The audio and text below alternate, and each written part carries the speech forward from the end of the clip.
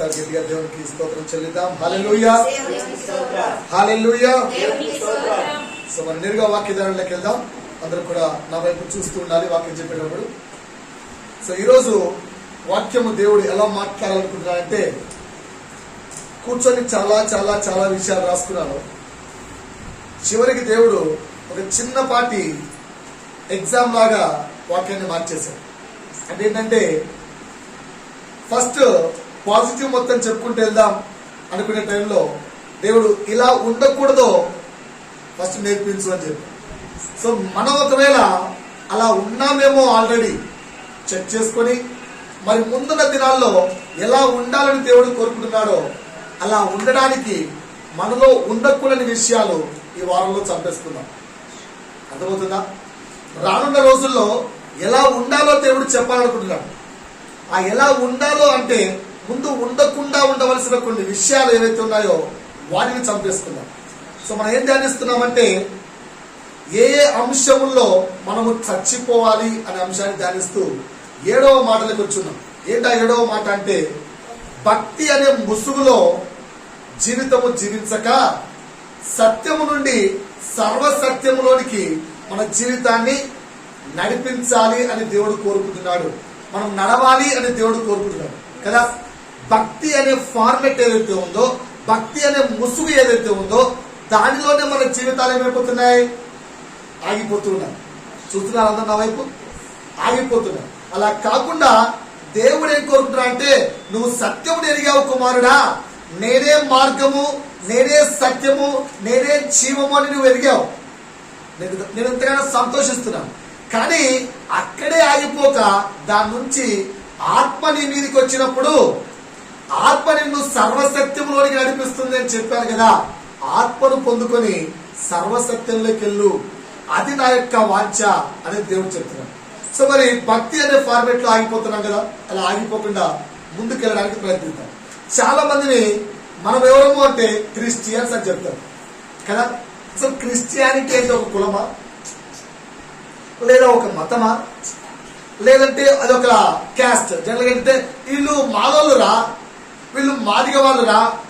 చాలా మంది ఏంటంటే కొంచెం ఎడ్యుకేట్ అయిన తర్వాత, కొంచెం సంపాదించడం మొదలుపెట్టిన తర్వాత, కొంచెం ఏదో డిగ్నిటీ లెవెల్ నేర్చుకున్న తర్వాత మాలా మాదిగా అంటే ఎక్కడో సిగ్గుగా భావిస్తూ స్టైల్ గా వీఆర్ క్రిస్టియన్స్ అని చెప్తున్నాం. అంటే అదే కదా క్రిస్టియన్స్ అంటే మాలోళ్ళు అంటారు అనుకో. No no no no no కాదు, మేము క్రిస్టియన్స్.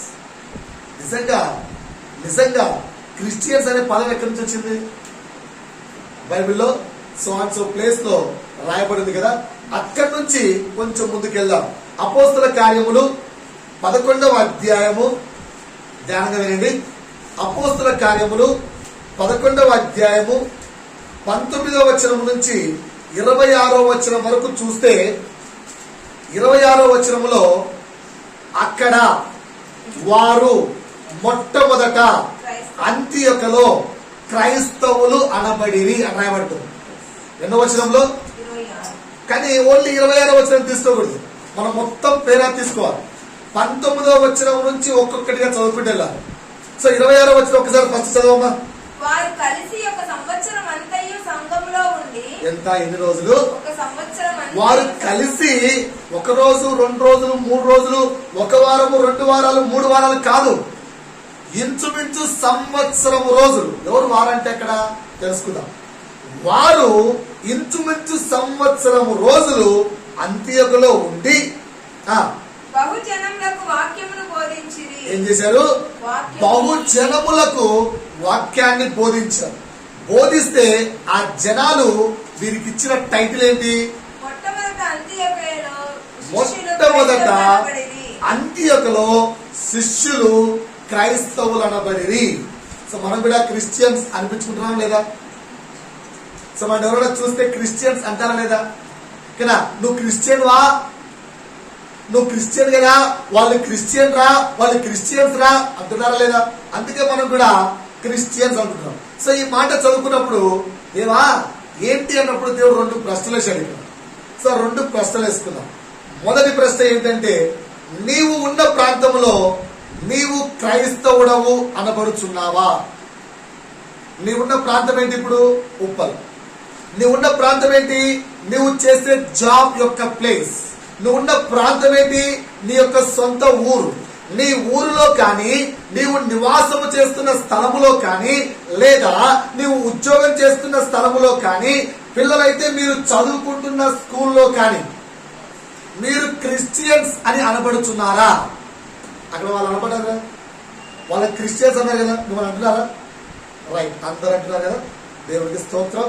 ఒక ప్రశ్నలో మనం గెలుపొందాం. రెండవ ప్రశ్న, ఏం చేసావని వాళ్ళు ఏం చేస్తే వాళ్ళని క్రిస్టియన్స్ అన్నారు, నువ్వు ఏం చేస్తే నేను క్రిస్టియన్స్ అంటున్నారు. వాళ్ళు ఏం చేస్తుంటే వాళ్ళని క్రిస్టియన్స్ అన్నారు, మరి నువ్వు ఏం చేస్తుంటే నిన్ను క్రిస్టియన్స్ అంటున్నారు. ఒక్కసారి లోతుగా వెళ్దామా? అందరూ వాడిని క్రిస్టియన్స్ అంటున్నారు. మొదటి మాట అయితే అందరిలో కరెక్ట్, మనం కూడా క్రిస్టియన్స్ అని పిలువబడుతున్నాం.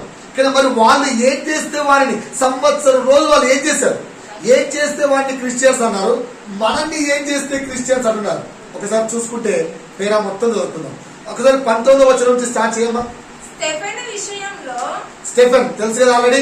ఇక్కడికి వచ్చేసరికి ఆల్రెడీ స్టెఫెన్ రాళ్లతో కొట్టి చంపబడ్డాడు. రాళ్లతో కొట్టి ఆల్రెడీ స్టెఫెన్ చంపబడ్డాడు. సో స్టెఫెన్ విషయంలో కలిగిన శ్రమను బట్టి చెదరిపోయిన వారు యూదులకు తప్ప మరి ఎవరికి నీ వాక్యం బోధింపక ఫేనీకే, కుప్రా, అంతియోకియ ప్రదేశముల వరకు సంచరించింది. ఏమైంది? వాక్యాన్ని బలముగా ప్రయోగించడానికి ఆత్మచేత సిద్ధపడిన, ఆత్మచేత నింపబడిన స్టెఫెన్ ఏం చేశారు? కొట్టి చంపేశారు. ఒక్కసారిగా కొట్టి, రాళ్లతో కొట్టిన ఆ యొక్క భయంకరమైన సిచ్యువేషన్ ని మిగతా యొక్క సేవా పరిచయం చేసే వాళ్ళందరూ చూసి భయపడిపోయి ఒక్కొక్కరు ఒక్కొక్క ఊర్లోకి వెళ్ళిపోయారు. ఊర్లోకి వెళ్ళిపోయినప్పుడు అక్కడ ఏం చేస్తున్నారు? కేవలం యూదులకు మాత్రమే సువార్త చెప్తున్నారు. అన్యులకు సువార్త చెప్పట్లేదు. అన్యులకు సువార్త చెప్పట్లేదు. అలాంటి సిచ్యువేషన్. ఎస్, ఇంకా కుప్రీయులు కొందరును, కురేనీయులు కొందరును వారిలో ఉండేది. ఓకే, వీరు అంతియోకియకు వచ్చి గ్రీసు దేశపు వారితో మాట్లాడుచు ప్రభువైన యేసును గురించిన సువార్త ప్రకటించింది. ఏం చెప్తున్నారు? అందులో కొందరు మాత్రం ధైర్యం చేసుకుని యూదులకు మాత్రమే కాకుండా గ్రీకు దేశస్తులకు కూడా సువార్త ప్రకటించడం మొదలు పెట్టారు. అన్యులకు కూడా సువార్త చెప్పడం మొదలు పెట్టారు. అలా చెబితే ఏం జరిగింది? అక్కడ ప్రభువు హస్తము వారికి తోడై ఉండెను గనుక. ఏమి తోడైంది? ప్రభువు హస్తము వారికి తోడై. రైట్, ఇక్కడ ఒక ప్రశ్న మనం వేసుకుందాం. ఒకవేళ మనము సువార్త చెబితే ప్రభువు హస్తం మనకు తోడుగా ఉంటుందా? ఆలోచించి చెప్పాలి. ఒకవేళ మనం సువార్త చెప్పడం మొదలు పెడితే ప్రభు హస్తం మనకు తోడుగా ఉంటుందా? సువార్త చెప్పట్లేదు. ప్రభు హస్తం తోడుగా ఉందని తెలిసినప్పుడు ఎందుకు నీ తోటి సహోదరుడికి, ఎందుకు నీ యొక్క ఇరుగు పొరుగు వారికి, ఎందుకు నీ యొక్క ఊర్లో ఉన్న వారికి నువ్వెందుకు సువార్త చెప్పలేదు? ఇక్కడ వారు సువార్త చెబితే ప్రభు హస్తం వారికి తోడైంది కనుక జరిగింది. ఏం జరిగిందో చూడండి ఒకసారి. ఏం జరిగిందమ్మా? నమ్మిన వారు అనేకులు ప్రభు తట్టు తిరిగి. నమ్మిన వారు అనేకులని లేదమ్మా, అక్కడ నమ్మిన వారు కొందరు మాత్రమే. ఎవరెవరిది? నమ్మిన వారు అనేకులు ప్రభు తట్టు తిరిగి. ఇంత మంచిగా వాక్యం చెప్తుంది కదా. సో ప్రభువు హస్తము తోడుంది కనుక వీళ్ళకంటూ ఏ బలం లేదు, వీళ్ళకంటే గొప్ప శక్తులేం లేవు, వీళ్ళకంటే ఎలాంటి యొక్క స్పెషల్ పవర్స్ లేవు. వాళ్ళు కూడా మనలాంటి సాధారణమైన మనుషులే. కానీ వాళ్ళు ప్రకటించడం మొదలు పెడితే, వాళ్ళు నోరు తెరిచి చెప్పడం మొదలు పెడితే ఏమైంది? ప్రభు తోడు వారికి వచ్చింది, ప్రభు హస్తం వారికి తోడుగా వచ్చింది. ఎప్పుడైతే ప్రభు హస్తం వారికి తోడుగా వచ్చిందో అక్కడ అనేకులు నమ్మడం మొదలు పెట్టారు. ఒకేసారి అందరు నమ్మింటారా? కొద్దితోనే ప్రారంభమైంది కదా. అనేకులు నమ్మడం మొదలు పెట్టారు. దినాన స్కూల్లో ఒక పాప చెబుతుంది, the school started with 3 rooms, now the school is with so many floors. మా స్కూల్ 3 రూములతో ప్రారంభమైంది, ఇప్పుడు ఎన్నో రూములుగా విస్తరించబడింది. ఏదైనా ప్రారంభం మొదటి అడుగు ఒకడిగే కదా. సో మనం చెప్పడం మొదలు పెడితే ప్రభు ఆత్మ ఏంటి, ప్రభు హస్తం ఏంటి మనకు తోడుగా ఉంటుంది. ఇక్కడ ప్రభు హస్తం వారికి తోడుగా ఉండడం వల్ల అనేకులు మారిరి. సో ఇక్కడ ఏం జరిగింది? మొదటి పాయింట్, వారి జీవితము లేదా వారు చేసిన సువార్త ద్వారా ప్రజలందరూ. నెక్స్ట్ వర్డ్ చదవం. ఇంకా వారిని గూర్చిన సమాచారం యెరూషలేములో వర్డ్ మొత్తం కంప్లీట్ చేయాలి. హస్తం వారికి తోడై ఉండేను కనుక ఓకే, నమ్మిన వారు అనేకులు ప్రభువు తట్టు తిరిగిరి. నమ్మిన వారు అనేకులు ఎవరి తట్టు తిరిగారు? ప్రభువు తట్టు తిరిగిరి. అర్థమవుతుంది ఇక్కడ. వీరు సువార్త చేస్తే, మనము సువార్త చెబితే, మనము దేవుడి గురించి వాక్యాన్ని ప్రకటిస్తే ఎప్పటికీ కూడా వాక్యము విన్న వ్యక్తి నీకు నాకు ఆకర్షితులు కాకూడదు, నీకు వైపు నా వైపు రాకూడదు. ప్రస్తుత పరిస్థితుల్లో జనాలు కుప్పలు తెప్పలుగా వేలల్లో లక్షల్లో ఒక్కొక్క సంఘానికి జనాలు వెళ్తున్నారు. అయినా కూడా వారు ప్రభువును వెంబడిస్తున్నారా, జనులను వెంబడిస్తున్నారా?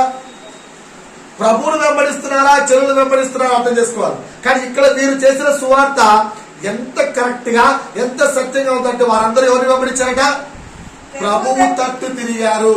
కనుక మొదటి పాయింట్ చెప్తున్నారు ఏంటి? వారి జీవితము లేదా వారు చేసిన సువార్త ప్రజలను ఎవరి వైపు తిప్పింది? ఎవరి వైపు తిప్పింది చెప్పాలి. ఎవరి వైపు? ప్రభువు వైపు, యేసు వైపు. మరి నీవు లేదా నీ జీవితము లేదా నీవు మాట్లాడే మాట లేదా నీవు చెప్పే సువార్త లేదా యేసు గురించి నువ్వు ప్రకటించే మాట జనులు నీ వైపు తిప్పుతుందా, దేవుని వైపు తిప్పుతుందా? ఆలోచించుకోవాలి. ఇక్కడ మనం చెక్ చేసుకోవాలి. ఒకవేళ నీ జీవితము కానీ నీ మాట కానీ ప్రభు వైపు వారిని తిప్పకుండా ఉంటే జాగ్రత్త సుమా, మనం తీర్పులో పడిపోతాం. సో మొదటిది వాళ్ళు చేసిన పని ఏంటి? జనులను ప్రభువు తట్టుకు తిప్పారు. ఓకేనా? రెండో పని వాళ్ళు ఏం చేశారో చూద్దాం. ఇంకా కిందికి రామ్మా. వారిని గూర్చిన సమాచారం యెరూషలేములో ఉన్న సంఘపు వారు విని, వారిని గూర్చిన సమాచారము యెరూషలేములో ఉన్న సంఘపు వారు విని బర్నబాను అంతియోకియ వరకు పంపిరి. బర్నబాను ఏం చేశారు? బర్నబా, నువ్వు కూడా కొంచెం అంత్యోక దాకా తోడెళ్ళమ్మా, వాళ్ళిద్దరు పాపం కొంచెం కష్టపడలేకపోతున్నారేమో, నువ్వు కొంచెం ఆత్మీయతలో బలంగా ఉన్నావు కదా, నువ్వు కూడా వెళ్ళి వాళ్ళకి సహకరించని చెప్పి ఈ వ్యక్తి కూడా పంపారు. ఆ వ్యక్తి వెళ్తే ఏమైంది అక్కడ? అతడు వచ్చి దేవుని కృపను చూచి వచ్చిన వ్యక్తి ఏం చూశాడట? దేవుని కృపను చూచి వచ్చిన వ్యక్తి ఏం చూశాడట? దేవుని కృప. వచ్చిన వ్యక్తి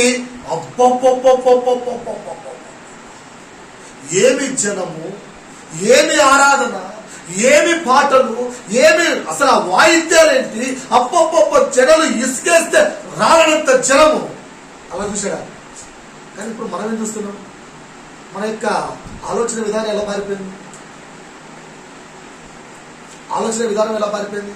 ఒక చర్చికి వెళ్తున్నామంటే నీకు విశ్రాంతి కొరకు వెళ్తున్నావా, అక్కడున్న జనసంద్రాన్ని జన సమూహాన్ని చూడడానికి వెళ్తున్నావా? బర్నబా యొక్క సాక్ష్యం అర్థమవుతుందా?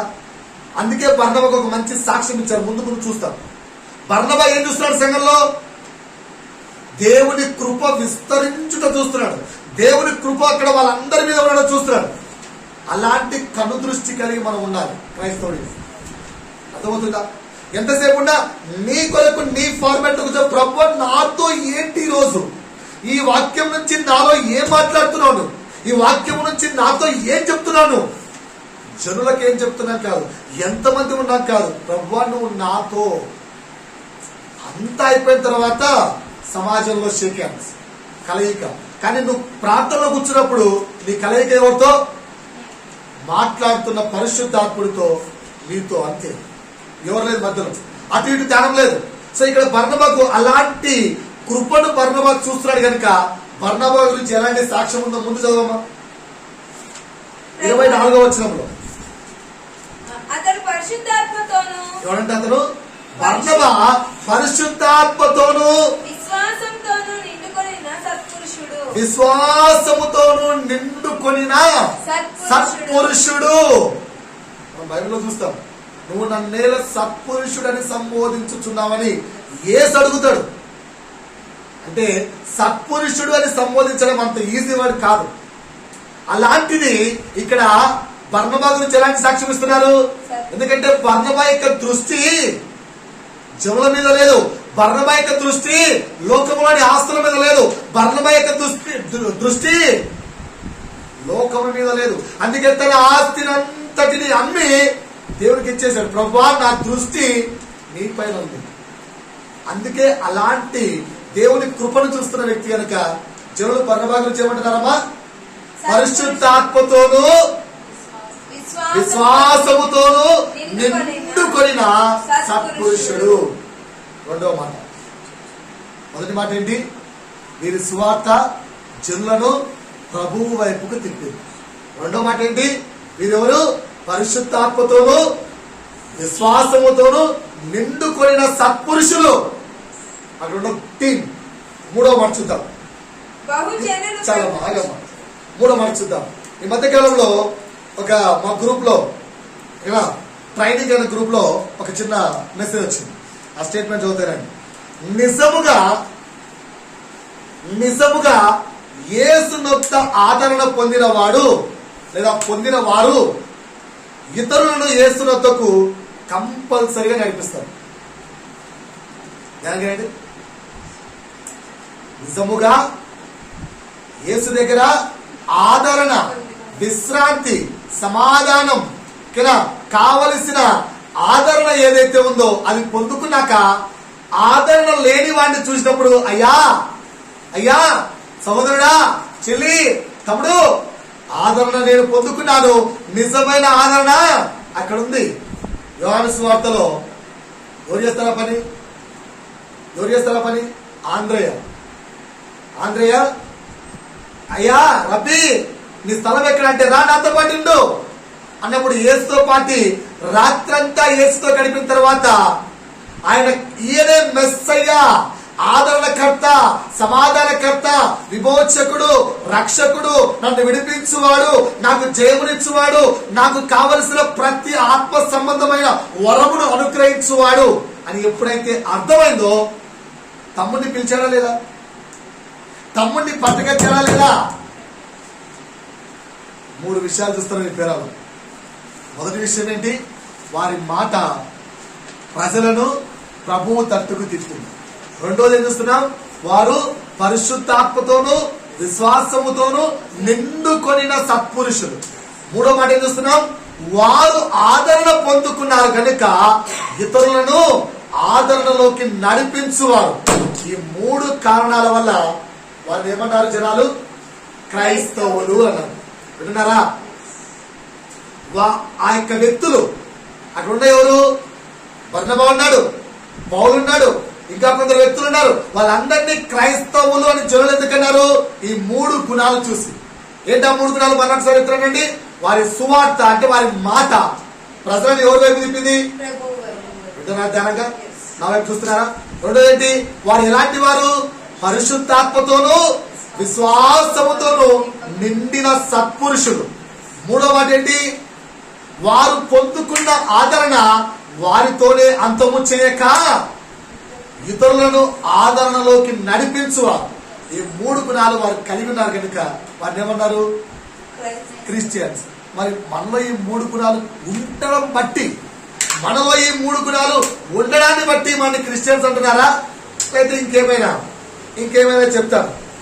రెగ్యులర్ గా చర్చికి వెళ్తున్నాం. రెగ్యులర్ గా చర్చికి వెళ్తూ చర్చిలో చర్చిలో చేసుకోవాల్సిన ఏవైతే కార్యక్రమాలు బైబిల్ ద్వారా ఉన్నాయో వాటిని పాటిస్తున్నాము గనుక మన క్రిస్టియన్స్ అంటున్నారా? ఆలోచించుకోండి కదా. పైన చెప్పిన 3 అయితే మనలో లేవు. మనం రెగ్యులర్ గా చర్చికి వెళ్తున్నాం కనుక వెళ్ళేటప్పుడు నాలాగా తెల్లబట్టలు లేదంటే చేతిలో బైబిల్ ఉండడాన్ని బట్టి అయ్యో ఈ వ్యక్తి తెల్ల దుస్తులు వేసుకున్నాడు, అయ్యో ఈ వ్యక్తి చేతిలో బైబిల్ ఉంది, మేబీ వీరు క్రిస్టియన్స్ ఏమో. అన్నా నువ్వు క్రిస్టియనా? అవును సిస్టర్. ఓహో, దీన్ని బట్టి వీరిని క్రిస్టియన్ గా గుర్తించారా? లేదంటే పైన చెప్పిన 3 గుణాలు ఏమైనా ఉన్నాయా? మరి మనం ఈరోజు క్రాస్ చెక్ చేసుకోవాలి. ఏం చేసుకోవాలి? Cross check. రెండవ అంశం, లేదంటే క్రిస్మస్ రోజు మనము పడే లేదా మనము చూపించే, మనము కనపరుచుకునే కొన్ని అంశాలను బట్టి మనం ఏమైనా క్రైస్తవులు అంటున్నారా? ఆబ్వియస్ చెక్ చేసుకుందాం. క్రిస్టియన్ రోజు మనం పెట్టే వాటెవర్ స్టార్ అయితేనేమి, మనం చేసే షాపింగ్ అయితేనేమి, మనం వేసుకునే డ్రెస్ విధానం అయితేనేమి, మనం ఇచ్చే కేక్ అయితేనేమి, లేదా మనం పెట్టే క్రిస్మస్ ట్రీ అయితేనేమి, వీటిని బట్టి మనల్ని క్రైస్తవులు అంటున్నారా? చెక్ చేసుకుందాం. లేదంటే మూడవ మాట బర్త్డేలు, డెత్ డేలు, ఎనీ ఫంక్షన్స్, ఓకేనా? పిల్లలు మెచ్యూర్డ్ ఫంక్షన్, లేదా ఇంకో ఫంక్షన్, లేదా ఇంకో ఫంక్షన్, ఇంకో ఫంక్షన్, ఇలాంటి ఫంక్షన్లతో ప్రార్థన మన కుటుంబాల్లో పెట్టుకోవడం వల్ల మన చుట్టుపక్కల వారికి మనం క్రిస్టియన్స్ అని తెలిసిందా? ఆలోచించుకోండి. ప్రతి ఒక్కరు ప్రశ్నించుకుందాం, మనము క్రిస్టియన్స్ అని మన చుట్టుపక్కల వాళ్ళకి ఎలా తెలిసింది? అది నా ప్రశ్న. మన క్రిస్టియన్స్ అని మనం ఒకసారి వచ్చి నీ పక్కింటి వ్యక్తి నువ్వు క్రిస్టియన్ తెలుసా తెలీదా? ఎలా తెలిసింది? రీజన్ నెంబర్ 1, వీళ్ళు చర్చికి వెళ్తారు కనుక. లేదా రీజన్ నెంబర్ 2, వీళ్ళు క్రిస్మస్ లో ఆ ట్రీ ఈ ట్రీ ఏదో పెట్టుకోవడం వల్ల. రీజన్ నెంబర్ 3 ఏంటి? రీజన్ నెంబర్ 3, వీళ్ళ ఇళ్లలో అప్పుడప్పుడు ప్రార్థనలు పెట్టుకుంటారు కనుక. లేకపోతే నువ్వేమైనా క్రిస్టియన్ అని చెప్పుకున్నావా? 4వ రీజన్, ముసలమ్మ ముచ్చట్లు పెట్టి ఈవినింగ్ అయ్యేసరికి లేదా సాయంత్రం అయ్యేసరికి కూర్చొని అమ్మా అక్క అనుకుంటూ నేను క్రిస్టియను, మా చర్చిలో ఇట్టా, మా పాస్టర్ ఇట్టా, మా బైబిల్ ఇట్టా, మా దేవుడు ఇట్టా, ఇదట్టా అని ముసలమ్మ ముచ్చట్లు పెట్టి నువ్వు క్రైస్తవుడవు లేదా క్రైస్తవురాలు అని నువ్వెక్కడైనా డప్పులు కొట్టుకుంటే తెలిసిందా? ఈ 4 ఎక్కడో మనం ఉన్నాం, చెక్ చేసుకో. లేదా 4 ఉన్నాం. పైన చెప్పిన 3 అయితే లేము మనం. పైన చెప్పిన 3 అయితే లేవు. ఎందుకంటే పైన చెప్పిన 3 అప్పటి వరకు క్రిస్టియన్ అనే పేరు లేదు. క్రిస్టియన్ అనే పేరు మనకి ఎలా వచ్చిందంటే ఈ 4, ఏదో చర్చికి వెళ్ళడం, లేదా పండుగలు సెలబ్రేట్ చేసుకోవడం, లేదా ఇంట్లో ప్రార్థనలు పెట్టుకోవడం, లేదా మనము సెల్ఫ్ గా వెళ్ళి చెప్పుకోవడం. నువ్వు మంచి క్రైస్తవుడువా చెడ్డ క్రైస్తవుడువా నేను చెప్పట్లేదు. నువ్వు క్రైస్తవుడు అని జనులు నిన్ను ఏ దాన్ని బట్టి గుర్తిస్తున్నారు? సో మరి నిజంగా ఎలాగైతే అలా అయిపోయింది. క్రిస్టియన్ అనేది మనం గుర్తించబడ్డాం కదా. గుర్తించబడ్డ మనము క్రిస్టియన్ కు ఉండవలసిన లక్షణాలు కలిగి ఉన్నామా? ఎన్ని లక్షణాలు చెప్పారు ఇప్పుడు క్రిస్టియన్స్ కు? 3 చెప్పారు. ఏంటి? వారి మాట జనుల్లో ప్రభు తట్టు తిప్పుతుంది. మరి మన మాట ప్రభు తట్టు తిప్పుతుందా లేదా చూసుకోవాలి. నువ్వు మాట్లాడే మాట వ్యక్తిని ప్రభువును చూసేలా చేస్తుందా లేదా చెక్ చేసుకోవాలి. 2వ లక్ష్యం ఏం చెప్పాను? పరిశుద్ధాత్మ చేత విశ్వాసము చేత నింపబడిన వారు. నేను చూస్తేనే ఈ వ్యక్తి ముఖములో పొద్దున నా కూతురు అంటుంది, డాడీ అన్నలు చూడాలనిపిస్తుంది. అయినా అంటే ప్రశంస మాటకు సమాధానం చెప్పింది. చూసిన పెద్ద కిక్కే ఉండదే. ఎందుకంటే ఏముంది, ఈ రోజు రాత్రి వాక్యం వింటాం, రేపుకే అన్నం చూసాం అనుకో, వాక్యం ఎలా ఉన్నాడో అక్కడ అట్టే ఉంటాడు. ఆ ఫేస్ ఎంత గ్లో ఉంటుందంటే 24 hours నవ్వుతూనే ఉంటది. ఆ ఫేస్ లో ఒక చింత గాని, ఒక బాధ గాని, ఒక ఇరుకు గాని, అబ్బా కంటిన్యూస్ లాఫింగ్. వీళ్ళు చెప్తున్నారు పిల్లలు. ఆత్మ కనిపించడం అంటే అది.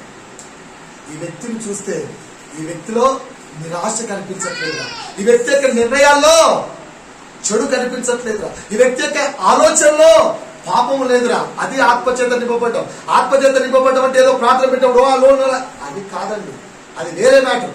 ఇక్కడ వారు ఆత్మను పొందుకొని ఎలాంటి అన్య భాషలు మాట్లాడుతున్నారో వేరే మాట. నువ్వు ఉన్న స్థలములో, నువ్వు పనిచేస్తున్న స్థలములో వ్యక్తులు నీలో పరిశుద్ధాత్మను చూస్తున్నారా? లేదా శ్రమ వచ్చినప్పుడు విశ్వాసముతో నువ్వు నిలబడుతున్న ఆ విశ్వాసము క్రియను చూస్తున్నారా? ఆలోచించుకోండి సార్. 2వ క్యారెక్టర్ చెప్పాను. 3వ క్యారెక్టర్ ఏం చెప్పాను? నువ్వు ఆదరణ పొందుకున్నావు కనుక కంపల్సరీ ఆదరణ లేని వాడిని ఆదరణలోకి నడిపిస్తావు. 3వ క్యారెక్టర్ ఉందా? 4వ క్యారెక్టర్ చెప్తున్నాను. 4వ క్యారెక్టర్ చెప్తున్నాను. క్రీస్తును క్రైస్తవులుగా మనం పిలువబడాలి అంటే క్రీస్తును వెంబడించే వారిగా మనం ఉండాలి. ఎలా ఉండాలి? మనం ఎలా ఉన్నామంటే క్రీస్తును ఎరిగిన వారిగా ఉన్నాం. బైబిల్లో చూస్తాం కదా, చాలా మంది క్రీస్తును వెంబడించారు. అందుకే వాక్యం ఏముంటుంది? పిలువబడిన వారు అనేకులు, ఏర్పరచబడిన వారు కొందరే. అయ్యా సహోదరుడా, పిలువబడిన వాడిగా ఉన్నావా లేదా ఏర్పరచబడిన వాడిగా ఉన్నావా? జాగ్రత్త. సో ఏమంటున్నా నేను? 4వ క్యారెక్టర్ ఏం చెప్తున్నాను? క్రీస్తును వెంబడించే వారిగా ఉండాలి. సో మరి వెంబడించే వారికి ఉండే లక్షణాలు ఎలా ఉంటాయి? వెంబడించే వారికి ఉండే లక్షణాలు ఏంటి మనలో ఉన్నాయో చూసుకుందాం. అప్పుడు మనం వెంబడించే వారిమవుతాం.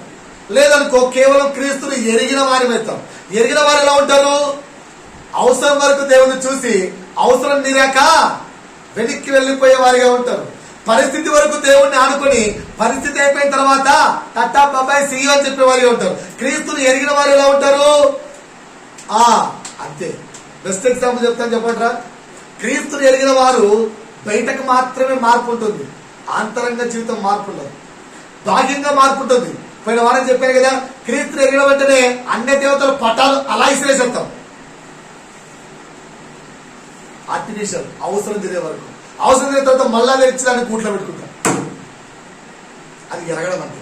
సో మనం ఎరిగిన వారిగా ఉన్నామా లేదా వెంబడించే వారిగా ఉన్నామా? అందుకే క్రీస్తు శిష్యులు పిలిచేటప్పుడు అవన్నీ చూస్తున్నారమ్మా. క్రీస్తు శిష్యులు పిలిచేటప్పుడు అయ్యా నన్ను వెంబడించు అన్నాడా, నన్ను తెలుసుకో అన్నాడా? వెంబడించే వాడికి ఉండే లక్షణాలు చెప్తాను. ప్రభు అని లక్షణాలు రాసుకుంటుంటే దేవుడు అన్నాడు, ముందు ఎలాంటి లక్షణాలు ఉన్న వాళ్ళు వెంబడించరో రాసుకోని చెప్పి. సో ముందు మనలో ఆ లక్షణాలు ఉంటే వారం చంపుకొని అయ్యా నేను కూడా పాపిని ప్రభువా, సుంకరి వలె నేను కూడా పాపినని ఒప్పుకొని ఆ పాపపు జీవితాన్ని వదులుకొని వచ్చే వారం ఆ వెంబడించే వారికి ఉండే లక్షణాలు నేర్చుకున్నాం. సో ఈరోజు ఏ లక్షణాలు ఉంటే మనం వెంబడించని వారిగా మారిపోతామో, ఎప్పటికీ కూడా క్రీస్తును వెంబడించక కేవలము ఎరిగిన వారిగానే ఉండిపోతామో ఆ లక్షణాలు చూద్దాం. ఒక్కొక్కటిగా రాసుకోండి. 10 లక్షణాలు చెప్తాను. ఎవరు క్రీస్తును వెంబడించని వారో వెంబడించరో నేర్చుకున్నాం ఈరోజు. ఎవరు క్రీస్తును వెంబడించరు అందరూ రాసుకోవాలి. ఇంటికి వెళ్ళిన తర్వాత నెంబర్ వేసుకోవాలి. ధ్యానించాలి వాక్యాన్ని. అమ్మా గ్రూప్లో పెట్టామా, రాసుకోండి. ఎవరు క్రీస్తును వెంబడించరో, ఒకవేళ మనలో ఈ లక్షణాలు ఉంటే ఈరోజు దేవుణ్ణి హృదయపూర్వకంగా క్షమాపణ అడిగి ప్రభువా నేను మారుతానని చెప్తాను. మొదటిది ధనవంతుడిగా కనిపించాలి. ధనవంతుడిగా కనిపించాలని సంపాదించుకోవాలనే ఆశ కలిగిన వాడు. ధ్యానంగా నా వైపు చూడండి. ఫస్ట్ నా వైపు చూడండి. ధనవంతుడు కావద్దు అని నేను చెప్పట్లేదండి. అబ్రాహాము ధనవంతుడే, వీళ్ళందరూ ధనవంతులే. మరి ఆల్రెడీ పరలోక రాజ్యానికి వారసత్వాన్ని పొందుతున్నారు. నా వారి క్లారిటీ అయినాలి. ధనవంతునిగా కావాలని సంపాదించే ఆశలో పరిగెత్తా చూసావా? సంపాదన వెనక పరిగెడుతుంటాం. వాడెప్పుడు కూడా క్రీస్తుని వెంబడించలేదు. అంటే అదేంటన్నా, అందరూ సంపాదన కోసం పరిగెత్తే వాళ్ళే కదా. సంపాదించుకోవడానికి దేవుడు నీకు 6 రోజులు ఇచ్చాడు. సంపాదించుకోవడానికి దేవుడు నీకు ఎన్ని రోజులు ఇచ్చాడు? 6 రోజులు ఇచ్చాడు. ఆ సంపాదనలో ఇన్ని గంటలు నువ్వు సంపాదించుకొని ఎటువంటి కండిషన్స్ లేకుండా దేవుడు నిన్ను వదిలేశాడు. మరి విశ్రాంతి దినమును కూడా సంపాదనలో పరిగెడుతున్నావు ఎందుకు? అర్థమవుతుందా? సో ఒకసారి వాక్యంలో నుంచి ఉదాహరణ తీసుకుందామా? పాయింట్ రాస్తున్నారా? ధనవంతుడు కావాలని సంపాదించే ఆశ కలిగి జీవిస్తారు చూసావా? ఆశతో పరిగెత్తుంటారు చూసావా? సంపాదనకై పరుగులెత్తేవాళ్ళు వీళ్ళెప్పుడు కూడా క్రీస్తుని వెంబడించలేరు. ఒకవేళ మనలో ఇలాంటి ఆశ ఉంటే ఈరోజు చంపేస్తున్నాం. ఎగ్జాంపుల్ మత్తయి సువార్త 6వ అధ్యాయము 24వ వచనం చదవమ్మా. మత్తయి సువార్త 6వ అధ్యాయము 24వ వచనం. ఎవడును ఇద్దరు యజమానులకు దాసుడిగా ఉండనేరడు. చాలా ఇక్కడ ఇద్దరు యజమానులు ఎవరు? ఒకటి దేవుడు, 2 ధనం. సో నువ్వు ధనం కోసం పరిగెడుతున్నావు అనుకో, నువ్వు ఎవరికి దాసుడివి? ధనానికే దాసుడివి. దేవుడికి నువ్వు దాసుడు కాలేవు. సో నువ్వు దేవుడికి దాసుడు కానప్పుడు దేవుడిని వెంబడించగలుగుతావా? ఎగ్జాంపుల్ చెప్తాను. ఆల్రెడీ మనకు బైబిల్ ఉంది కదా. ఒక యవ్వనస్తుడు యేసు యొద్దకు వచ్చి నిత్య జీవము పొందుకోటకు నేనేమి చేయవలెను అంటే యేసు ఏమంటాడు? అయ్యా నీ ఆస్తిని మొత్తాన్ని, ఆస్తి వైపు పరిగెడుతున్నావు కదా, ధనం వైపు పరిగెడుతున్నావు కదా. బర్నబా ఎలాగైతే ధనాన్ని అమ్మేశాడో అమ్మేసి నన్ను వెంబడించు వచ్చాడా? ఆ వ్యక్తి ఎవరికి దాసుడయ్యాడు? ధనానికి దాసుడయ్యాడు. దాని కింద పేరలో పేతురు అడుగుతాడు, అయ్యా మరి మేమైతే అన్ని వదిలేసి వచ్చాము, మరి మా పరిస్థితి ఏంటంటే ఆ వ్యక్తి ధనానికి దాసుడైపోయి ఏం పోగొట్టుకున్నాడు? నిత్య జీవపు వారసత్వాన్ని పోగొట్టుకున్నాడు. నువ్వు నేను కూడా అంతే. ఆదివారం ఒక్కరోజు పోగొట్టి ఏం ఫోన్లో ఇందాంలే కదా, కావాలంటే పాస్టర్ గారు పాస్టర్ లైవ్ లో పెట్టు అందాం. లైవ్ లో ఇక్కడ పెడితే ఊర్లో నుంచి వినడానికి దగ్గర దగ్గర 5-6 కుటుంబాలు సిద్ధంగా ఉన్నాయి. నాకు 5-6 కుటుంబాలు ప్రాధాన్యం కాదు, ఇక్కడ వచ్చి కూర్చుని ఈ 2 కుటుంబాలే ప్రాధాన్యం. అందుకనే లైవ్ పెట్టట్లేదు. అక్కడ ఇదే 5-6 కుటుంబాలకు ప్రాధాన్యం కాదు. ఎందుకంటే వాక్యాన్ని లైవ్ లో వినడానికి అక్కడ సకాలంలో చర్చలు లేవా? ఉన్నాయా లేవా? నేను దినాల ఉమ్మరంగా ప్రయత్నించాను. ఈరోజు ఒక ప్రాంతానికి వెళ్దామని. ప్రాంతంలో చర్చ ఉందంట రెడీగా. చాలా మంది ఉన్నారట క్రైస్తవులు, పాస్టర్లు. సో వెళ్ళాలని చెప్పి ప్రయత్నించాను. తీరా చూస్తే అక్కడ ఆల్రెడీ ఇంకో పాస్టర్ రెడీగా 1 month బ్యాక్ వచ్చాడు. జస్ట్ ఈ 2nd month నడుస్తున్నాడు. సో అప్పుడు ఆ సార్ అంటున్నాడు, మా సారు, సార్ సర్పంచ్ మనకు తెలిసివాడే, మనము వెళ్ళే తీసుకొని అటు లాగేసుకుందామా? నేను అన్నాను, వాడు పనోడే నేను పనోడే, ఎవరికి ఇద్దరం పడవలము? ఇద్దరం పడవలము, దేవునికి పడవలమే. మరి వాడు పని చేస్తున్నప్పుడు మరలా ఇంకొక పనోడు పడవ ఎందుకు? అర్థమవుతుందా మీకు వాక్యం? మరి ఇక్కడ లైవ్ లో పెడితే అక్కడ ఈ ఊర్లో నుంచి చాలా మంది ఉంటారు, కానీ అక్కడ పడవలు ఉన్నారు. సోమరులు చెప్పే మాటలు ఇవన్నీ. అర్థమవుతుందా? సో ధనమునకు ఆశగా పరిగెత్తే ఆ వ్యక్తి ఏమైపోయాడు? నిత్య జీవాన్ని కోల్పోయాడు. కానీ కింద పేతురు ఏమన్నాడు? అయ్యా మేమైతే అన్ని వదులుకున్నాం కదా అన్నాడు. వాళ్ళు ఏమయ్యారు? 12 సింహాసనముల మీద ఆశీనులుగా కూర్చొని ఇజ్రాయేల్ జనాంగాలంటే మనకే తీర్పు తీర్చని గొప్పవారిగా మారిపోయారు. అపోస్తలుడైన పౌలు కూడా అందులో ఒకరు. 11 మంది పోతే 12వ వాడు అపోస్తలుడైన పౌలు. ఎంత ధన్యత సంపాదించుకుంది. అర్థమవుతుందా? సో మీకు లాజిక్ అర్థమవుతుందా? సో ఎవరు దేవుని ఎప్పటికీ వెంబడించలేరు? ధనవంతులు కాండి. దేవుడు ప్రతి ఒక్క వ్యక్తిని దేవుడు ధనవంతులు చేస్తారు. వచ్చేవారని చెప్తారు. నీ చూపు, నీ మాట, నీ ఆలోచన ఎలా ఉండాలో వచ్చేవారని చెప్తాను. ధనవంతుడు కావడం ఇస్ నాట్ రాంగ్. కానీ అది కావాలని చెప్పి క్రీస్తుని సైతం విడిచిపెట్టి, విశ్రాంతిని సైతం విడిచిపెట్టి, ఆయన సన్నిధిని సైతం విడిచిపెట్టి, ఉండవలసిన ఆయనతో ఉండకుండా పరుగులెత్తుతూ ప్రాకులాడుతున్నా చూసావా? వారికి ఎప్పుడు కూడా క్రీస్తుని వెంబడించలేదు. అన్ని పక్కన పెట్టారు. ఏమో చాలా మంది రియల్ ఎస్టేట్ జాబ్ చేసే వాళ్ళను కొందరు అడుగుతుంటారు. పక్కన కొందరు బ్రదర్స్ ఉంటారు, రియల్ ఎస్టేట్ జాబ్ చేస్తుంటారు. చర్చికి రావచ్చు కదన్నా అంటే, brother every Friday will go because Sunday very busy. సండేనే మాకు బిజినెస్ మొత్తం నడుస్తుంది. ఫ్రైడే వెళ్తాం మేము సాయంత్రం. ఎన్ని ఫ్రైడే లాగా ఏమి కనిపించాడు వెళ్ళకుండా.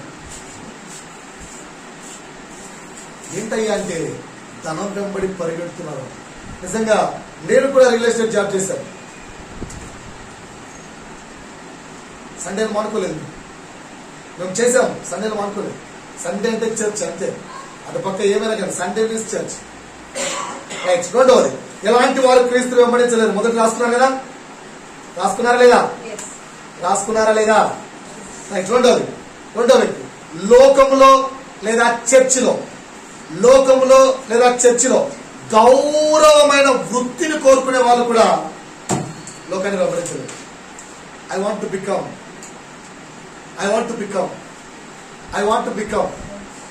బికమ్ అనుకుంటున్నా. చిన్ననాటి నుంచి పేరెంట్స్ రుద్దుతుంటారు. మా పిల్లలు అడగండి, అమ్మ నువ్వు ఏం కావాలనుకుంటున్నావు అని చెప్పి, లేదా మీ డాడీ నువ్వు ఏం కావాలని కోరుకుంటున్నావు అడగండి. ఇప్పటి వరకు మేము వాళ్ళు ఏం కావాలో మా మనసులో ఏముందో చెప్పలేదు. అమ్మా you want to become IAS officer, you want to become a doctor, you want to become ఎప్పుడు చెప్పలేదు. అక్షయ నేను ఒకటే మాట చెప్పాను, నీ పేరే అక్షయ. అక్షయ అంటే ఎవర్ లాస్ట్. నీ జీవితం ఉన్నంత వరకు ఏది అడిగినా ఇచ్చేదానిగా ఉండమ్మా చాలా.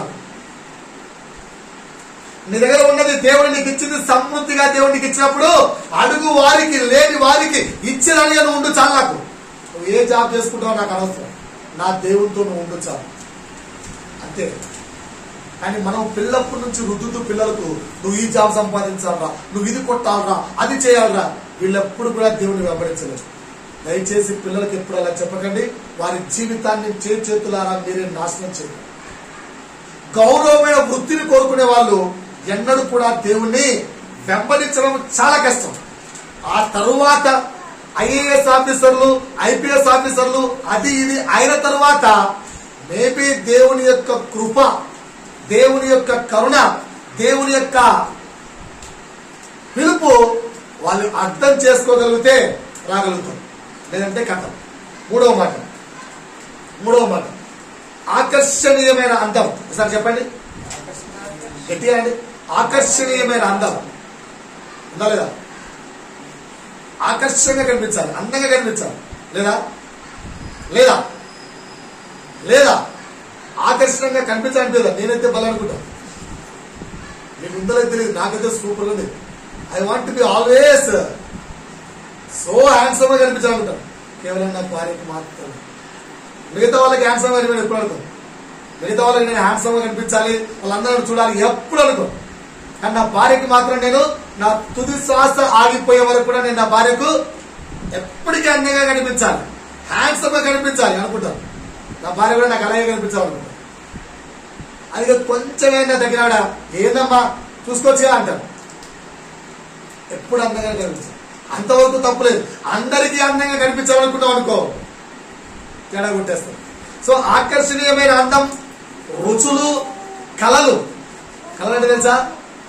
ఈ డ్రీమ్స్ కాదు, 66 కళలు ఉంటాయి కదా, నాట్యము, వాయిద్యములు, అలాంటి కళలు.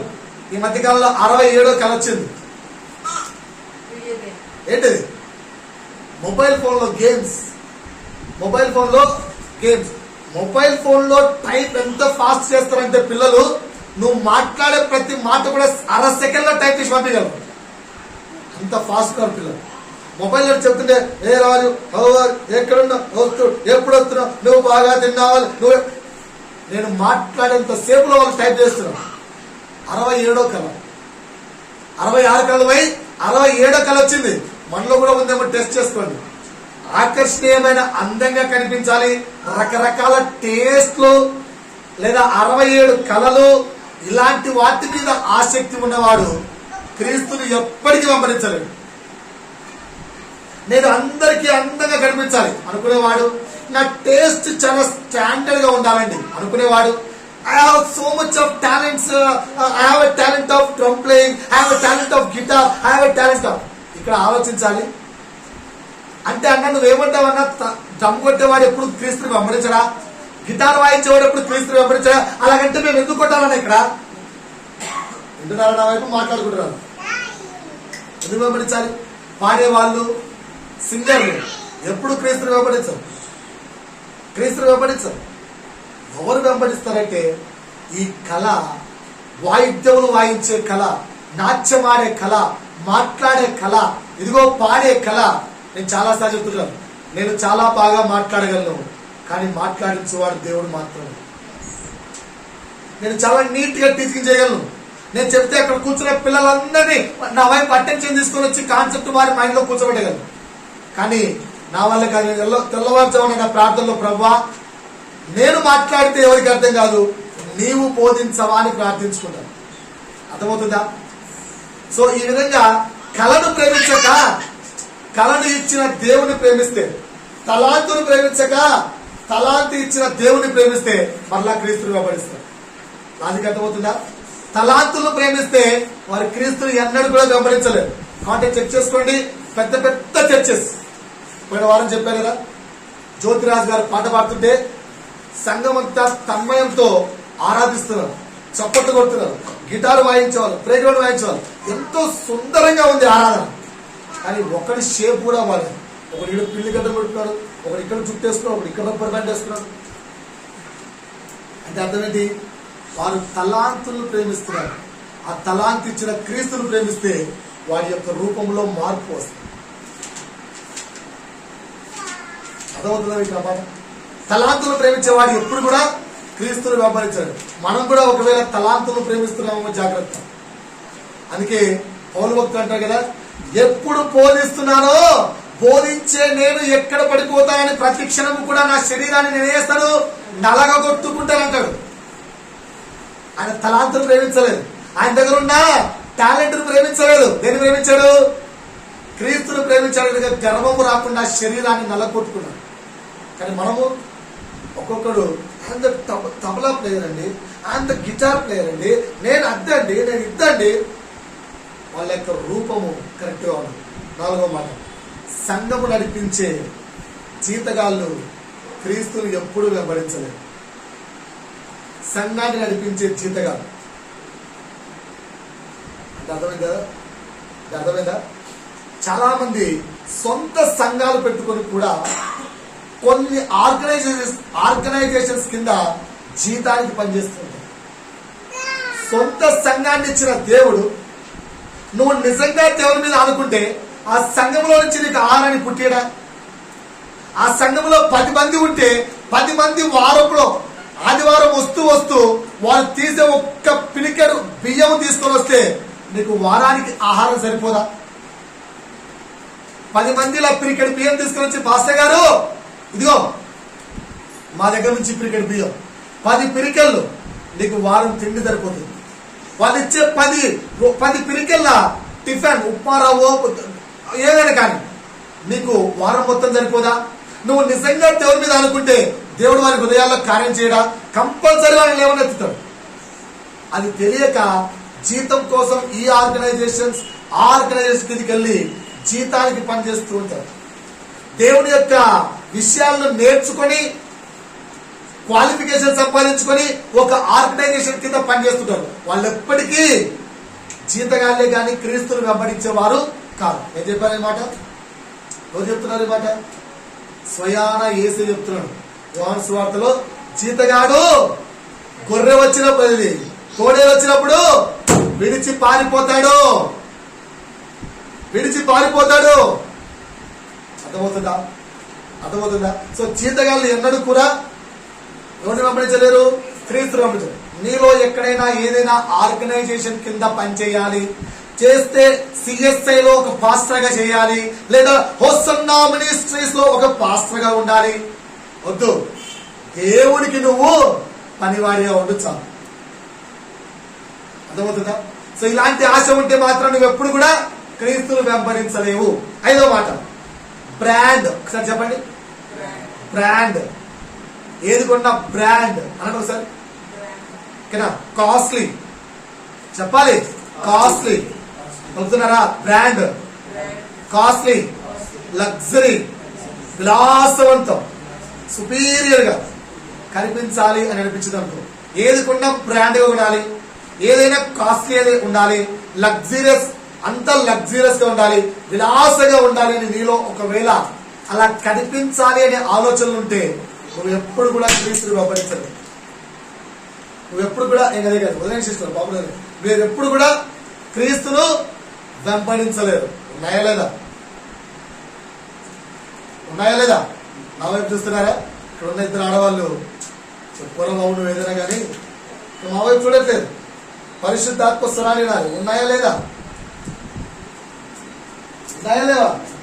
ఏది కొంటే ఇన్నోవా కారే కొనాలి. ఏమి కారు ఏంది? అటు ఇటు చీప్ కార్ కొంటే వాల్యూ పోదు. ఇన్నోవా కార్ కొంటే డబుల్ బెడ్రూమ్, లగ్జీరియస్ వద్దా? దేవుడు అరే ఆ గుడిసెలో బతుకుపోరా అంటే ఏతావు? డబుల్ బెడ్రూమ్ వేద్దాం, గుడిసెని డబుల్ బెడ్రూమ్ లో మార్చుకోవాలి అంతేగాని గుడిసొద్దు ప్రభు అనకూడదు. సో లగ్జీరియస్ అనే ఆలోచన ఇక్కడ ఉందనుకో, నీ బ్రతకంత ఎటువైపు వెళ్తుంటది? బ్రాండ్ వైపు వెళ్తుంటది. ఓకేనా? చర్చికి వచ్చే వాళ్ళు కూడా బ్రాండ్గా ఉండాలి, చర్చికి వచ్చే వాళ్ళంతా కూడా బ్రాండ్గా ఉండాలి. ఓకేనా? అంత ఇంత చీప్ ఇచ్చే వాళ్ళు వస్తే అంత రేంజ్ లో ఇచ్చేవాళ్ళు రావాలి. ఇలా ఉంటే నువ్వు సేవ చేస్తున్నావా? క్రీస్తుని వెంబడిస్తున్నావా? తనాన్ని వెంబడిస్తున్నావా? అయిపోయా. ఇలాంటి వ్యక్తి క్రీస్తుని ఎప్పుడు కూడా వెంబడించలేదు. 6వ మాట, బహుమానాలు, లావాదేవీలు, ఆస్తులు, వ్యాపార ధోరణి కలిగిన వారు క్రీస్తుని వెంబడించారు. ఇట్లా అంటే ఎట్లా అన్నా? ఇవన్నీ వాళ్ళు ఉన్నాయన్న. గిఫ్ట్ ఎవరికి నచ్చదేంటి? గిఫ్ట్ ఎవరికి నచ్చదు చెప్పు? గిఫ్ట్ ఎవరికి నచ్చదు? నచ్చుతుందా లేదా? గిఫ్ట్ ఎవరికి నచ్చదు? అందరూ నచ్చుతారు. కానీ వ్యర్థంగా బహుమానాలు తీసుకోద్దండి. నెక్స్ట్ లావాదేవీలు. ఏం చేసినా నాకేంటి లాభం? ఏం చేసినా నాకేంటి లాభం? ఆస్తులుండాలి, ఆస్తులుండాలి, ఆస్తులుండాలి. ఐదోది బిజినెస్ డీలింగ్ అమ్మా. నేను నీ దగ్గరకు వస్తే నాకెంత, నువ్వు నా దగ్గరకు వస్తే నాకెంత, ఉండు నాకెంతే. నేను నీ దగ్గరకు వచ్చినా నాకు లాభం ఏంటి, నువ్వు నా దగ్గరకు వచ్చినా నాకు లాభం ఏంటి? ఓకేనా? నువ్వు చర్చికి వచ్చినా నాకేమిస్తావు? కానుక. నేను నీ ఇంటికి వచ్చినా నాకేమిస్తావు? కానుక. పాస్టర్కి అయితే ఏదో లాజిక్ బాగుంది కదా, ఏదో లాజిక్ బాగుంది. నేను నీ ఇంటికి వస్తే నాకేమిస్తావు, నువ్వు నా చర్చికి వస్తే నాకేమిస్తావు, రెండు నాకే లాభాలు.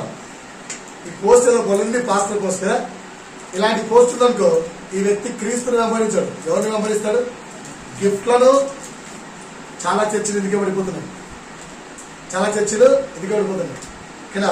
గడిచిన దినాల్లో మేము ఇతర చర్చిలో రీసెంట్ గా మానేసినాక అనౌన్స్ చేశారంట, క్రిస్మస్ రోజు అందరూ గిఫ్ట్లు పట్టుకుంటున్నాడని. అదే గిఫ్ట్లు అంటే గిఫ్ట్లు, లావాదేవీలు, ఆస్తుల సంపాదన, వ్యాపార ధోరణి, ఇలాంటి విషయాలు కలిగిన వారు క్రీస్తును వెంబడించరు, సంఘ సభ్యులను వెంబడిస్తారు. ఓకేనా? సంఘ సభ్యుల దగ్గర చేయి చాచేవారిగా ఉంటారు. ఓకేనా? నేనైతే స్టార్టింగ్ చేయడానికి అడుగు పెడితే ఫస్ట్ మా ప్రార్థన, ప్రభువా ఎవరి దగ్గర చేయబెట్టుకోవద్దు ప్రభువా, ఓకేనా? నువ్వు ఇస్తే తీసుకొని తింటా ప్రభువా ప్రశాంతంగా. ఓకేనా? నాకు కూడా మధ్య ఒక 1000 రూపాయల దేశం ఇస్తున్నారు. ఓకేనా? ఎవరు ఇస్తున్నారు, కొందరు ఇస్తున్నారు. కానీ నేనైతే ఒక్కసారి కూడా ఇచ్చినందుకు థ్యాంక్స్ కూడా చెప్పలేదు. ఎందుకు? వాళ్ళు దేవుడు తెచ్చుకుంటున్నారు, నాకు ఇచ్చుకోవాలి, దేవుడు నాకు ఇస్తున్నారు. అర్థమవుతుందా? అర్థమవుతుందా మీకు? టాపిక్ ఏంటి? బహుమానాలను ఆశించమనుకో ఎంతసేపు నా దృష్టి ఎవరి మీద ఉంటుంది? ఓకేనా? ఇలాంటి వ్యక్తులు లైఫ్ లో క్రీస్తుని వెంబడించలేరు. మీలో కూడా ఎక్కడైనా ఆస్తులు సమకూర్చుకోవాలి, నాకు లాభం ఏంటి, ఆ వ్యక్తి దగ్గరికి వెళ్తే నాకు లాభం ఏంటి, ఆ వ్యక్తికి సహాయం చేస్తే నాకు లాభం ఏంటి, ఆ వ్యక్తికి హెల్ప్ చేస్తే నాకు లాభం ఏంటి, ఆ వ్యక్తికి సువార్త చెప్తే నాకు లాభం ఏంటి, ఇలాంటి ఫీలింగ్ ఉంటే మాత్రం మీరు కూడా క్రీస్తును వెంబడించలేరు సుమా. 7వ మాట, వ్యక్తుల పొగడ్తలు లేదా లోకపు పోకడ. లోకపు పోకడ అంటే ఏంటి? ఎంటర్టైన్మెంట్, ఇంకా ఏంటి? ఎంజాయ్మెంట్. లోకంలో ఈ రెండే ఉన్నాయి. లోకంలో ఉన్నదంటే ఏంటి? లోకములో ఉన్నదానినైనను ప్రేమించకుడి. నేను ఇక్కడ రాస్తున్న ప్రతి మాటకు నేను ఎగ్జాంపుల్ రాస్తున్నాను. సమయం సరిపోక ఒక్కొక్క దానికి ఎగ్జాంపుల్ చెప్పట్లేదు. ఇక్కడ ముందు చెప్పిన గిఫ్ట్స్ ఎగ్జాంపుల్ ఎవరు? గెహజీ ఏమైపోయారు? పుష్పగని సంపాదించడం లేదా? అట్లా ప్రతిదానికి ఎగ్జాంపుల్ రాశాను. కానీ సమయం లేకపోతే ఓన్లీ ఏంటికి చెప్తున్నాను. అర్థమవుతుందా మీకు? సో 7వ పాయింట్ ఏంటి? వ్యక్తుల పొగడ్తలు, లోకములో ఉన్న శరీరాశ, నేత్రాశ, జీవపుటమము. That is simply nothing but entertainment and enjoyment. వీటితో కలయికను కోరుకునే వ్యక్తి ఎన్నడూ కూడా క్రీస్తుని వెంబడించలేదు. అట్లా అంటే ఎట్లా అన్న? సంఘం అన్నాక అంతో ఇంతో ఎంటర్టైన్మెంట్ ఉండాలి, అప్పుడో ఇప్పుడో డాన్స్లు ఉండాలి, మరీ ఏమీ లేకుండా పోతే సారీ అంటున్నారు కదా, సారీ ఏముండకూడదు. వ్యక్తుల పొగడ్తలను కోరుకోకూడదు. బ్రదర్ నీకేంటి బ్రదర్, మీరు అంతా ఈసారి డ్రెస్ వేస్తే హీరోలు ఎక్కుతున్నారు. పొగడ్తలు అవసరం లేదు. వ్యక్తుల దగ్గర నుంచి పొగడ్తలు కోరుకోకండి. రెండోదేంటి? లోకంలో ఉన్న ఎంటర్టైన్మెంట్ ను, ఎంజాయ్మెంట్ ను సంఘంలో కోరుకోకండి. అలాంటి కోరుకునే మనస్తత్వం ఉంటే మాత్రం క్రీస్తుని వెంబడించాం. దేన్ని వెంబడిస్తాం? సాతానుడు వెంబడిస్తాం. ఈ వాక్యం ఎక్కడుంది? యోహాను రాసిన మొదటి పత్రిక 1వ అధ్యాయము 15-16 వచనాల్లో రాయబడింది. దీనికి ఉదాహరణ ఎవరు? అలాంటి వ్యక్తులను దేవుడు ఏం చేస్తున్నాడు? రోమిలకు రాసిన పత్రిక 1వ అధ్యాయము 25వ వచనంలో ఉంది. అట్టి వారు సృష్టించిన సృష్టి అధికారిని పూజించక సృష్టిని పూజిస్తున్నారు.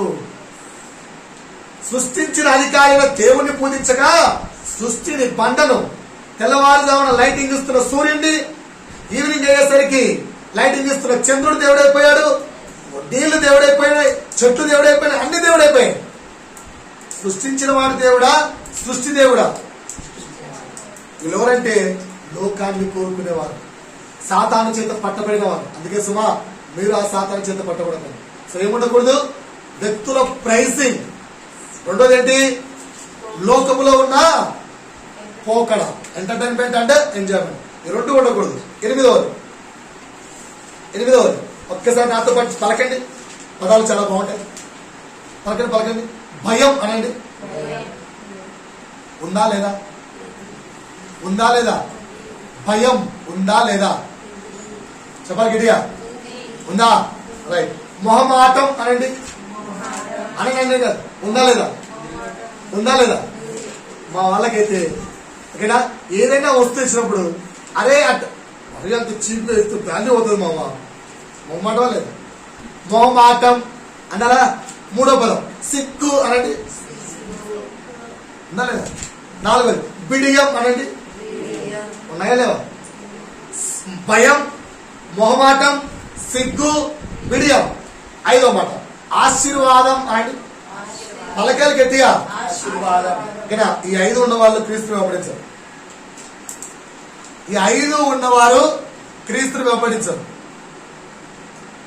నేను చాలా ప్రార్థించాను. నాకు చాలా భయం, చాలా మొహమాటం, చాలా సిగ్గు. నేను చాలా వరకు 90% చాలా వరకు తీసేశాను.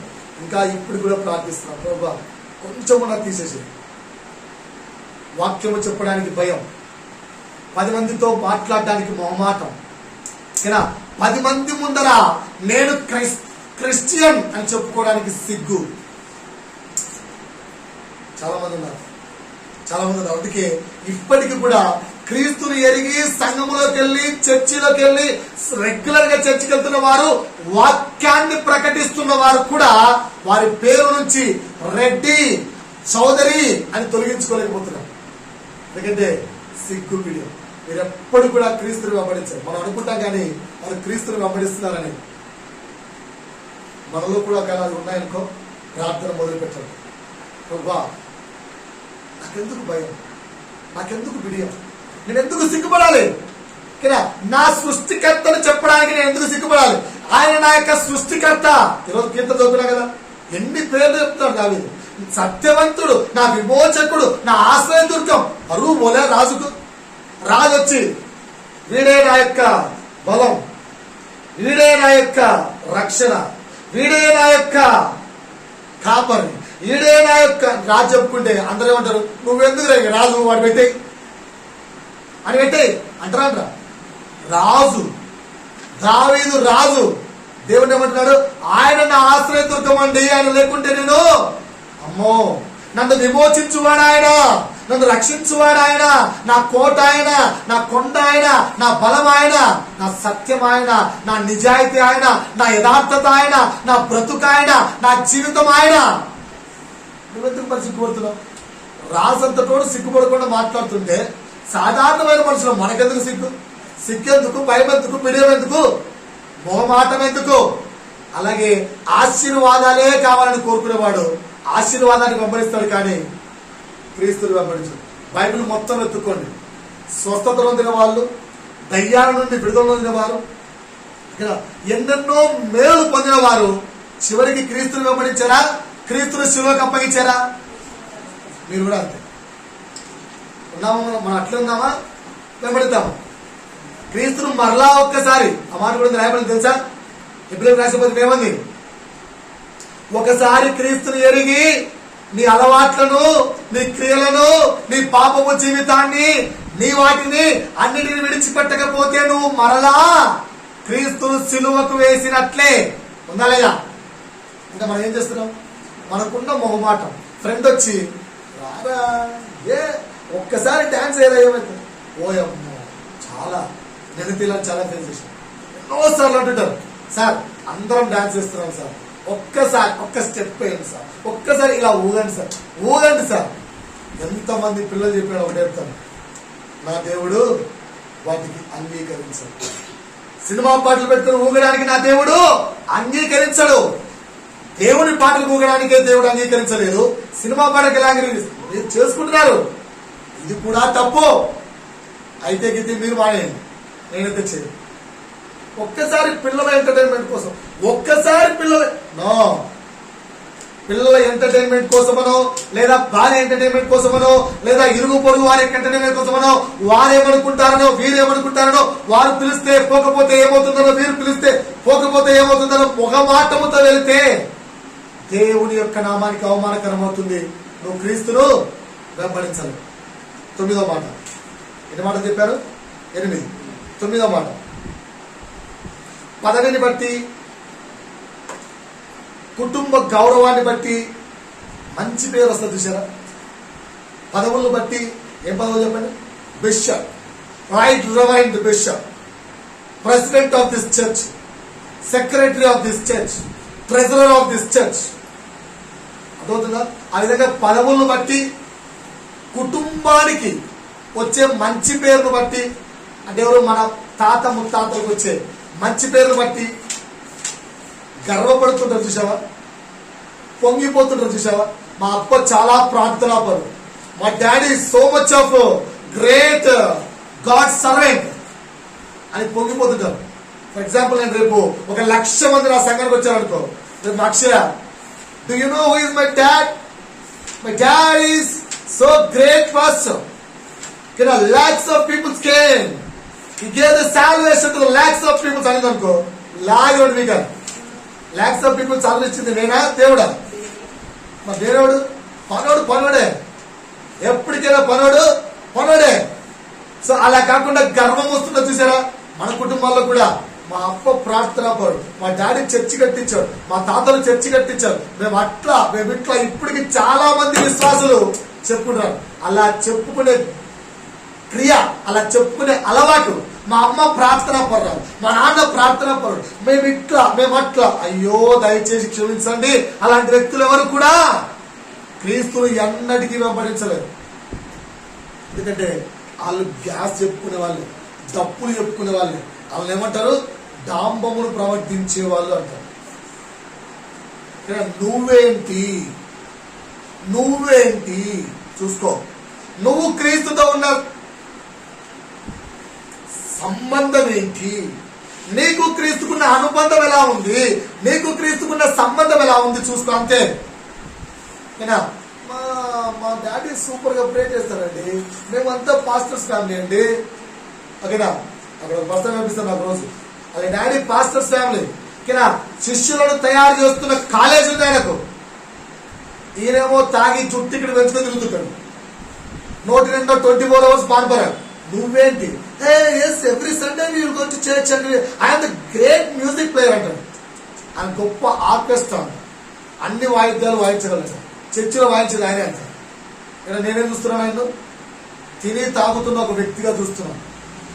సో అలాంటి వ్యక్తిని చూసినప్పుడు క్రైస్తవత్వం ఏంట్రా?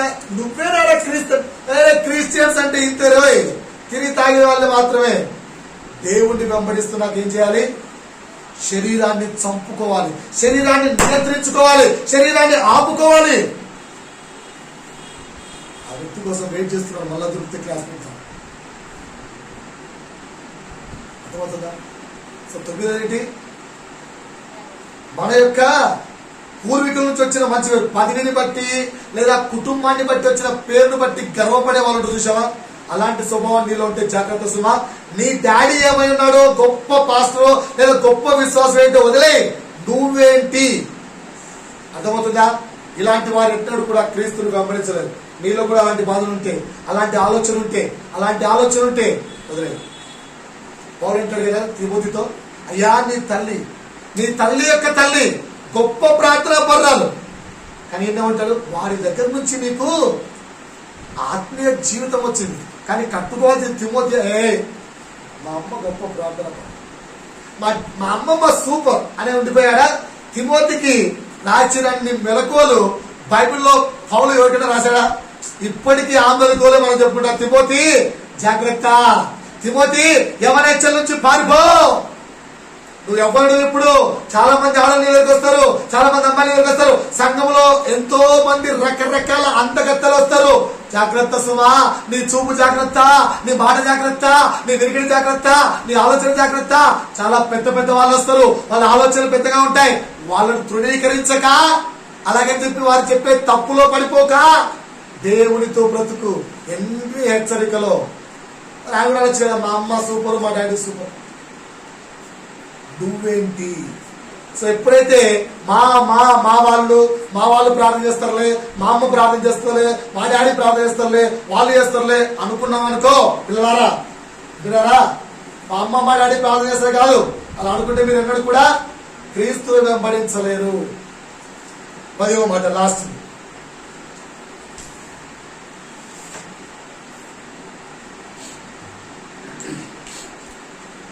ఒకసారి నా వైపు చూడండి అందరు నా వైపు చూడాలి. చూస్తున్నారా? రైట్. మీ వంశాలు ఒక్కసారి జ్ఞాపకం చేసుకోండి. మీ మమ్మీని అట్లా జ్ఞాపకం చేసుకోండి. చూస్తున్నారా? వాళ్ళందరూ క్రిస్టియన్సేనా? వారు అంటే మినిమం 2 నుంచి 3 తరాల వరకు ఒకే సంఘంలో నువ్వు అంతు కట్టబడి ఉన్నావు అనుకో, నువ్వు జీవితంలో దేవుడు వెంబడించు. మినిమం 2 తరాలు, ఎక్కువ లేదు. నీ ముందు మీ మమ్మీ డాడీ అంతే, వాళ్ళ పైన వాళ్ళు కూడా ఒకే సంఘానికి అంతు కట్టబడి ఉన్నారనుకో, వారు క్రీస్తుని వెంబడిస్తున్నామన్న భ్రమలో బతుకుతారు. ఎగ్జాంపుల్ చెప్తాను. హెబ్రోను సంఘము, ఈ సంఘాలు చూసారా? వాళ్ళ అబ్బా అదే చర్చికి వెళ్ళి ఉంటాడు, వాళ్ళ డాడీ అదే చర్చికి వెళ్ళి ఉంటాడు, వీడు అదే చర్చికి వెళ్తుంటాడు, వాళ్ళ పిల్లలు కూడా అదే చర్చి తీసుకెళ్తాడు. వీళ్ళందరూ కూడా ఎవరిని వెంబడిస్తున్నారు? హెబ్రోను సంఘాన్ని నడిపించే మనిషిని వెంబడిస్తున్నారు, క్రీస్తుని కాదు. క్రీస్తుని వెంబడిస్తుంటే ఏం నేర్చుకున్నాం మనం? ఆదరణను రుచి చూచిన వాడు ఆదరణ లేని వారిని క్రీస్తు యొద్దకు నడిపిస్తాడు. వీళ్ళ తాత ఆదరణ చూసింటే ఆ ఆదరణ ఎవరు నేర్పించుతాడు? పిల్లలకు. సో పిల్లలు నేర్పించినాక వీడు అదే చర్చికి వెళ్తాడా? ఇంకొక వ్యక్తిని ఆదరణలోకి నడిపించే నాయకుడిగా మారిపోయింటాడు. ఆ తర్వాత ఆయన పిల్లలు ఇంకొక సంఘాన్ని నాయకుడిగా నడిపించే వారిగా మారిపోతారు. ఇలా మారకుండా తరాలు ఇదే సంఘము మోస్ట్ సీనియర్ అంటున్నామంటే వీరు ఎవరిని వెంబడిస్తున్నారు? సో మీరందరూ క్రైస్తవులు కదా. సో ఇప్పుడు ఆలోచించండి, క్రిస్టియన్స్ అమ్మా,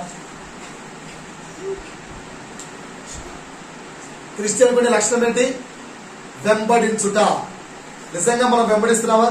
చెక్ చేసుకుంటే ఈ 10లో ఎక్కడో 2-3 ప్లేసులు మనం ఎక్కువ చూసుకోండి.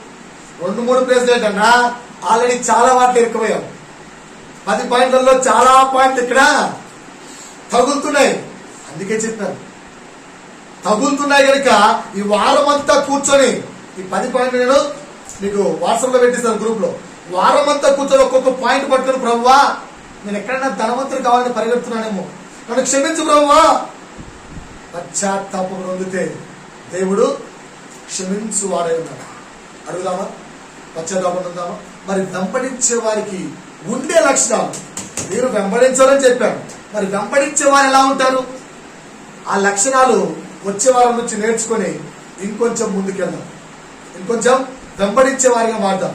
దేవుడి వాక్యం ద్వారా మనందరినీ కూడా ఆయన వైపుకు నడుపును గాక. ఆమేన్.